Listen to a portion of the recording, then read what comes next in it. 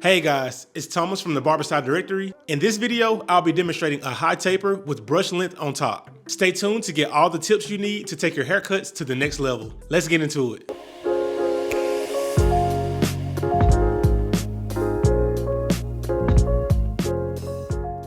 The first step is to comb the hair out in the natural direction that it grows.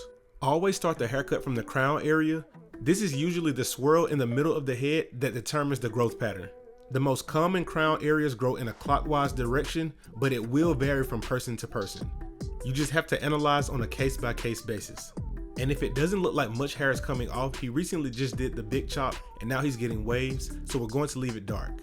By the way, the clipper that I'm using to do this haircut is called the Switch 1.0. It's developed by the company that I helped co-found called Duett. Click the link in the description to learn more.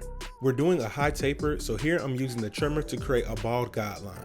Now using the clipper attachment, I fully open the lever and create a 1-inch guideline. In order to blend from the bottom to the top of that line, I fully close the lever and gradually begin blending up. And each time I go up, I'm going to open the lever about 1/4 of the way. Go up a little bit more, and I open the lever 1/4 of the way one more time. And I'm going right up under that top line. Now I grab my 1 guard and fully open the lever on the clipper. And I'm going to create another guideline about 1 inch high. The top of this guideline won't be as prevalent, so just pay attention to how high you go up. And the steps with this guard are lever open, closed, and then halfway. So here the lever is closed and I start at the bottom blending up. And then now I open the lever halfway, blending up to the halfway point. As you can see, once you follow a system, the blend will start coming together really fast. With the lever still halfway open, I turn the clipper over and just smooth down the sides. And this is just to lay down the hair more to make the blend come together. Now I have on the half guard with the lever slightly open, going up under that 1 guard closed. Be careful not to go too high with this guard. And then after that, I fully close the lever and blend right up under that.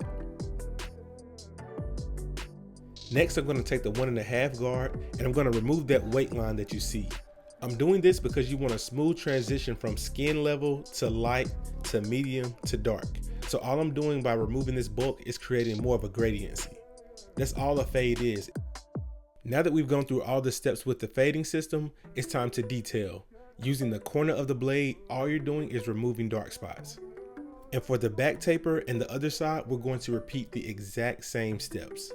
Now you guys can watch this video all day long, but you will never learn how to cut hair until you actually put this video to use.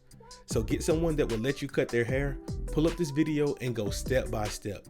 If you have to rewind, that's fine. Do whatever you need to do to get these steps down packed, because I promise you guys, if you follow this system, you will get consistent results every single time. I am a licensed barber instructor, and every time I've taught this method, the students always tell me how easy it is. And if you're here for the first time, don't forget to hit that subscribe button and also follow us on social media. All of the social media handles are linked below. One thing I want to point out right here is always pay attention to how the hair grows. You see on the left side, the hair grew straight down, but once you got to the right side, it grew at an angle. So I had to adjust how I was fading. That's why it's always important to comb the hair out first. That way you can see the pattern or the direction that the hair naturally grows. So once again, I'm doing the exact same thing that I just did on the left side. So if you're paying attention, you should be able to anticipate the next steps.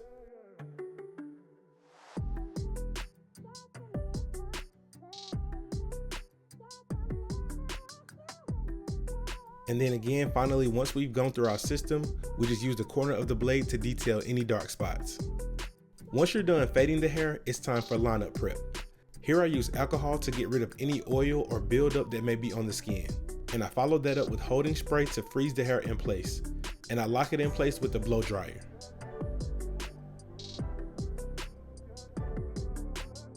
Once the hair is prepped, I proceed to line him up. And as you can see with the switch, I'm able to change from a clipper attachment to a trimmer attachment, giving me the power of both devices in one. And with the edge up, I'm taking just enough hair off to get the lineup crispy. Nowadays, everybody thinks everything is a pushback, but that's why trimmers have blades. You cut off hair to create a shape. That's why it's called a shape up. And here I'm following up with the razor.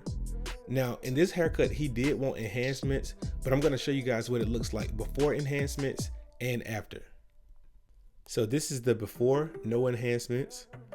I'm using Kiss Temptation to apply the color, and it's already mixed in the aerosol can, so you don't have to worry about using a gun. And I do not apply enhancement heavy. To me, an enhancement is just that. It enhances the haircut. I'm not trying to paint. And then here I use a hot towel to remove any loose hair. This is usually the client's favorite part, so you can think about doing this and adding this to your service as well.